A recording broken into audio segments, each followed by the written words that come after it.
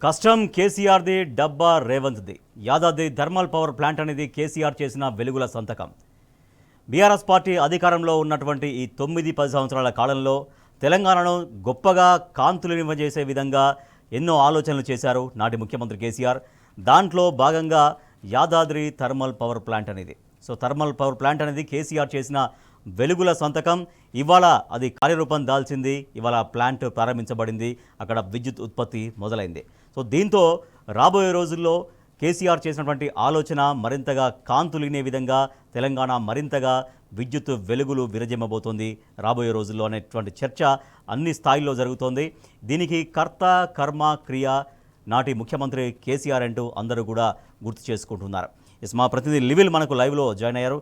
Right లివిల్, ఫైనల్గా Yadadri thermal power plant స్టేషన్లో విద్యుత్ ఉత్పత్తి ప్రారంభమైంది. నాడు బీఆర్ఎస్ ప్రభుత్వ హయాంలో చేసినటువంటి కృషి, నాడు చేసినటువంటి భూసేకరణ ప్రక్రియ, నాడు దీనిపైన పెట్టిన ఫోకస్ అదంతా కూడా ఎట్లా చర్చించుకోవాల్సినటువంటి సమయం ఇది. మెగా థర్మల్ పవర్ ప్లాంట్ అనేది ఆనాడు తెలంగాణ చరిత్రలోనే ఒక కలికితురాగా చెప్పుకోవచ్చు.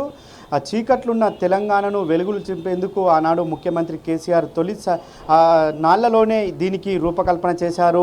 6,600 మెగావాట్లు ఉమ్మడి రాష్ట్రం నుంచి తెలంగాణ రాష్ట్రం ఏర్పడినప్పుడు ఉన్న ఏదైతే డిమాండ్ ఉందో అది ఒక్కసారిగా పెరుగుతుంది. భవిష్యత్ అవసరాల కోసం మనం విద్యుత్తుకు సంబంధించిన ఉత్పత్తి కేంద్రాలను పెంచుకోవాలని చెప్పేసి ఆనాడే రూపకల్పన చేశారు. 2015లో దీనికి సంబంధించి శంకుస్థాపన చేశారు.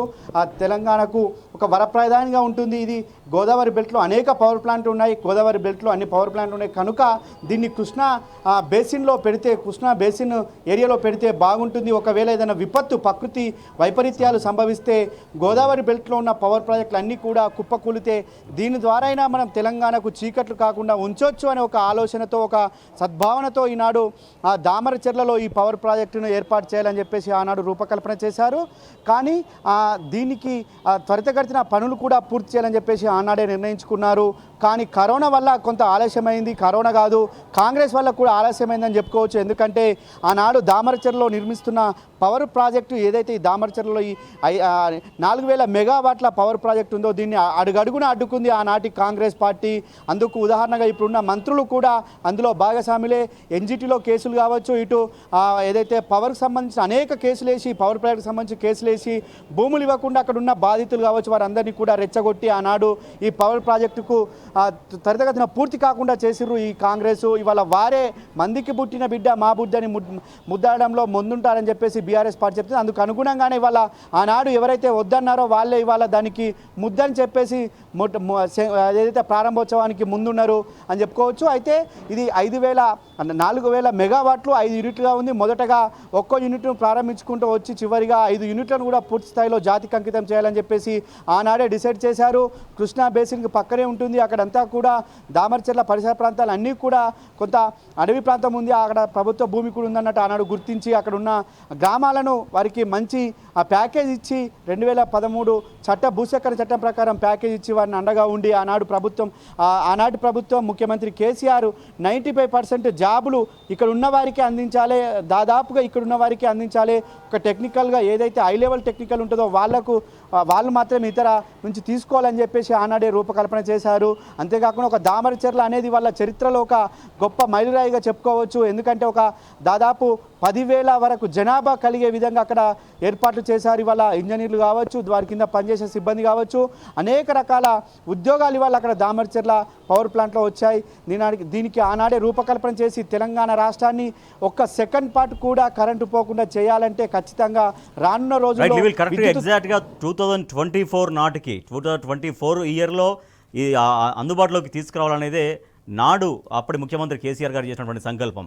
అది యాజ్ ఇట్ ఈజ్గా అమలైంది అంటే దాంట్లో పెట్టినటువంటి ఎఫర్ట్ గురించి ఏం మాట్లాడుకోవచ్చు, ఏం చర్చ సాగుతోంది ప్రజల్లో? మీరు అన్నట్టు నిజమే. 2024 వరకే రావాలి, అంతకు ముందుకే రావాల్సి ఉండే. కానీ కొన్ని అనివార్య కారణాల వల్ల అటు కరోనా కావచ్చు, ఎన్జిటిలో కేసులు కావచ్చు, అన్నిటి వల్ల ఇవాళ ఆనాడు కొంత ఇది లేట్ అయింది. ఖచ్చితంగా ఈ కాంగ్రెస్ కుట్రల వల్లనే ఇవాళ ఈ పవర్ ప్లాంట్ అనేది కూడా లేట్ అయిందని మనకు స్పష్టంగా అర్థం చేసుకోవచ్చు. ఎందుకంటే చాలా మందితో కేసులు వేయించారు, వందల సంఖ్యలో కేసులు వేయించారు, ఎన్జీటీలు వేయించారు, అనేక కుట్రలు పన్నారు. అయినప్పటికీ కూడా ఆనాటి ప్రభుత్వం, ఆనాడు ముఖ్యమంత్రిగా ఉన్న బీఆర్ఎస్ అధినేత కేసీఆర్ దీనిపై వెనుకకు తగ్గలేదు. ఖచ్చితంగా ఇవాళ తెలంగాణ రాష్ట్ర వ్యాప్తంగా కూడా వెలుగులు జిమ్మాలంటే ఖచ్చితంగా ఈ పవర్ ప్లాంట్ పూర్తి కావాలి. రానున్న రోజుల్లో మరిన్ని పవర్ ప్రాజెక్టులు కూడా కట్టుకొని తెలంగాణను రెప్పపాటు కూడా కరెంటు పోకుండా చేయాలనే లక్ష్యంగా ఆనాడు పనిచేసిన చరిత్ర కూడా మనం గుర్తుపెట్టుకోవాలి. ఖచ్చితంగా ఈ దామరచర్ల పవర్ ప్లాంట్కి సంబంధించి రైల్వే భూములు కావచ్చు, రైల్వే శాఖకు సంబంధించి కావచ్చు, అనేక శాఖలకు సంబంధించి సమన్వయంతో ఆనాడు త్వరితగతిన పనులు పూర్తి చేసేందుకు రూపకల్పన చేశారు. కానీ లీగల్గా అక్కడున్న కాంగ్రెస్ పార్టీ నాయకులు లీగల్గా పోవడంతో చాలా న్యాయపరమైన చిక్కులు, ఎన్జీటీ కావచ్చు, ఇతర కేసులు వేయడం వల్ల అక్కడంతా కూడా కొంత లేట్ అయింది. అంతేకాకుండా ఏపీకి చెందిన వారితో కూడా కేసులు వేయించిన ఘనత ఈ కాంగ్రెస్ పార్టీ నాయకులకే చెందుతుంది. ఎందుకంటే కృష్ణా నీటి వాటకు సంబంధించి కృష్ణా నీళ్లను వాడుకోవాలని చెప్పేసి ఆనాడు ఏదైతే థర్మల్ పవర్ ప్లాంట్ ఉందో ఒక 1 TMC వరకు కూడా కృష్ణా నీటిని వాడుకోవాలని చెప్పేసి ఈ డిజైన్ చేశారు. ఆ కృష్ణా వాటర్కు సంబంధించి కూడా ఏదైతే డిజైన్ చేశారో దానిపైన కూడా ఏపీకి చెందిన వారితో కూడా కేసులు వేయించిన ఘనత ఈ కాంగ్రెస్ పార్టీకే చెందుతుంది. వల్ల ఏదైతే ఆనాడు కేసీఆర్ రూపకల్పన చేసి పూర్తిగా దాదాపు 95% పనులన్నీ కూడా సంవత్సరం క్రితమే పూర్తయ్యాయి. కానీ కాంగ్రెస్ ప్రభుత్వం వచ్చి సంవత్సరం పూర్తయినప్పటికీ కూడా దాన్ని కొంత పక్కన పెట్టాలని ఆలోచన కావచ్చు, ఇంకొక ఆలోచన కావచ్చు, కేసీఆర్ చేసింది మేమెందుకు చేయాలని ఆలోచనతోటే ఇవాళ దాదాపు సంవత్సరం పాటుగా పూర్తిగా పనులు చేయలేకపోయారు. ఇవాళ 2వ యూనిట్కి సంబంధించి కూడా ఇవాళ జాతికి అంకితం చేశారు. ఖచ్చితంగా తెలంగాణ ప్రజల విజయం, ఇది నల్గొండ ప్రజల విజయం అని చెప్పేసి ఉదయం మాజీ మంత్రి, విద్యుత్ శాఖ మంత్రి ఎమ్మెల్యే జగదీష్ రెడ్డి కూడా చెప్పారు. ఖచ్చితంగా ఇది దామరచర్ల ప్రజల గొప్పతనం కాదు, ఇవాళ దామరచర్ల ప్రజల గొప్పతనం తెలంగాణ మొత్తం కూడా వ్యాపింపజేసే విధంగా ఇవాళ దామరచర్ల పవర్ ప్లాంట్ విద్యుత్ ఉత్పత్తిని అందించుతుందంటే ఖచ్చితంగా ఇది వారి త్యాగ ఫలితం అని చెప్పేసి కూడా చెప్పారు. ఏదైతే గతంలో భూములు కోల్పోయిన వారు కావచ్చు, అక్కడున్న స్థానికులందరికీ కూడా ఉద్యోగాలు కల్పించాం, ఇంకెవరైనా మిగిలితే కూడా ఖచ్చితంగా ఉద్యోగాలు కల్పించి వారికి అండగా ఉండాలని చెప్పేసి కూడా మాజీ మంత్రి ఎమ్మెల్యే జగదీష్ రెడ్డి కూడా డిమాండ్ చేశారు. ఖచ్చితంగా ఇవాళ దామరచర్ల పవర్ ప్లాంట్ ఏదైతే ఉందో ఖచ్చితంగా దీనికి కర్త కర్మక్రియ అంతా కూడా కేసీఆరే. ఆనాటి ప్రభుత్వంలోనే దీనికి డిజైన్ చేశారు, రూపకల్పన చేశారు. ఆనాడు ఉన్న సీఎండి ప్రభాకర్ రావు వందల సంఖ్యలో అక్కడ సందర్శించి ఈ పవర్ ప్రాజెక్టుకు సంబంధించి ఎప్పటికప్పుడు సమీక్ష చేశారు. అంతేకాకుండా ప్రైవేట్ ఏజెన్సీలకు ఇస్తే దీనికి కొంత ఇబ్బంది అవుతుందని చెప్పేసి ఆనాడు BHEL కంపెనీకి కేంద్ర ప్రభుత్వ రంగ సంస్థ అయిన BHEL కంపెనీకి అప్పచెప్పి పనులను కూడా పూర్తి చేశారు.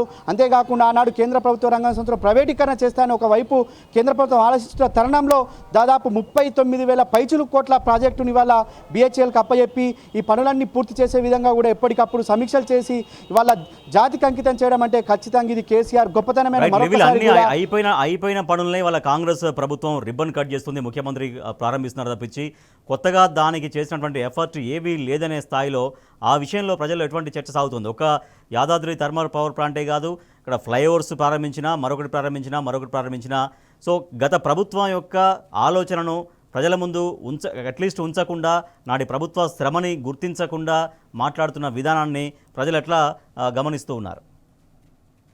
ఏదైతే సంవత్సరం పూర్తయింది, సంవత్సరంలో కనీసం ఒక కొత్త ప్రాజెక్టు కూడా ఇటుక పెట్టలేని పరిస్థితి ఈ కాంగ్రెస్ ప్రభుత్వం ఉంది. ఏదైతే వాళ్ళు ఇచ్చిన అలవిగాని హామీలు కూడా ఏ ఒక్కటి కూడా ఇవాళ అమలు చేయలేదు. ఫ్రీ బస్సు మహిళలకు ఉచిత బస్సు ప్రయాణం మినహా ఇవాళ ఏ ఒక్క హామీని కూడా ఇవాళ వాళ్ళు నిలబెట్టుకోలేని పరిస్థితి ఇవాళ ఈ కాంగ్రెస్ ప్రభుత్వం చూపిస్తుంది. కాబట్టి ఖచ్చితంగా ఫ్లైఓవర్లు ప్రారంభించుకున్న అవి కేసీఆరే కనిపిస్తారు, నాటి మంత్రులు కేటీఆరే కనిపిస్తారు, నాటి మంత్రులు హరీష్ రావే కనిపిస్తారు. ఏదైతే ఇవాళ బ్రాహ్మణ వేలం సంబంధించిన ఇరిగేషన్ ప్రాజెక్టుకు సంబంధించి కూడా ఆనాడే గత సంవత్సరం కిందనే దానికి ట్రయల్ రన్ చేసి పూర్తి చేసిరు. ఇంకొక 400 కోట్లు అయితే పూర్తయి దాని అక్కడున్న లక్షల ఎకరాలకు నీరందించే బ్రాహ్మణ వేలం ప్రాజెక్టు కూడా ఇవాళ ఆనాడున్న కేసీఆర్ ప్రభుత్వం హయాంలోనే పూర్తి చేసిన ఘనత కూడా అని చెప్పుకోవచ్చు. SLBC సొరంగానికి సంబంధించి కూడా యుద్ధ ప్రాతిపదికన పనులు మొదలు పెట్టాలనుకుంటే ఆనాడు చేసిన ఈ కాంగ్రెస్, ఆనాటి ఉమ్మడి రాష్ట్రంలో ఉన్న ఈ కాంగ్రెస్ ప్రభుత్వం కుట్రల వల్ల ఇవాళ SLBC సొరంగ పనులు కూడా ఆగిపోయిన చరిత్ర కూడా మనం చెప్పుకోవాల్సి వస్తుంది. ఖచ్చితంగా ఇవాళ సంవత్సర కాలంలో ఏం చేసిందంటే ఏం లేదు, గత ప్రభుత్వం చేసిన పనులను ఇవాళ ప్రారంభించుకుంటూ పోతుంది అనేది మాత్రం మనం స్పష్టంగా చెప్పాలి. ఇవాళ ఈ హైదరాబాద్ నగరంలో కావచ్చు, ఇటు తెలంగాణ వ్యాప్తంగా ఏ ఒక్క పనిని ప్రారంభించినా అది ఖచ్చితంగా ఆ పని వెనుక కావచ్చు, ఆ పనులు పూర్తయిన వెనుక కావచ్చు, ఆ ఫలితాలన్నీ కూడా ఆనాడు కేసీఆర్ చేసిన పనులే అని చెప్పక తప్పదు. ఖచ్చితంగా ఇలా వాళ్ళు చెప్పకపోయినా ప్రజలంతా కూడా అదే ఆలోచిస్తున్నారు. ఆ మందికి పుట్టిన బిడ్డ మా బిడ్డ అని ముద్దాడుతుంది కాంగ్రెస్ తప్ప అంతకు మించి ఇంకొకటి లేదనేది మాత్రం ఇవాళ తెలంగాణ వ్యాప్తంగా తెలంగాణ ప్రజలంతా కూడా చర్చించుకున్న పరిస్థితి మనకు కనిపిస్తూనే ఉంది. ఖచ్చితంగా ఇవాళ యాదాద్రి థర్మల్ పవర్ ప్లాంట్ కావచ్చు, బ్రాహ్మణ వేలం కావచ్చు, ఇంకోటి కావచ్చు, ఇవాళ అదే నల్గొండకు సంబంధించిన మెడికల్ కాలేజ్ కావచ్చు, సూర్యాపేటకు సంబంధించిన ఎస్పీ కలెక్టరేట్ భవనాలకు సంబంధించి కావచ్చు, అన్నీ కూడా ఆనాడు దాదాపు 1200 కోట్లు ఓన్లీ ఒక నల్గొండ టౌన్కు మాత్రమే నిధులు కేటాయించి నల్గొండ టౌన్ను సుందరీకరణ చేసిన ఘనత కూడా ఖచ్చితంగా నాటి ముఖ్యమంత్రి నేటి బీఆర్ఎస్ అధినేత కేసీఆర్కే దక్కుతుంది. ఖచ్చితంగా అందరూ కూడా చర్చించుకుంటారు. ఇవాళ 11 మంది ఎమ్మెల్యేలను గెలిపించుకుంటే 11 రూపాయల పని కూడా ప్రారంభించలేదని మాత్రం ఇవాళ యావత్ నల్గొండ మొత్తం కూడా చర్చించుకుంటున్న పరిస్థితి కనిపిస్తుంది. రాజేష్.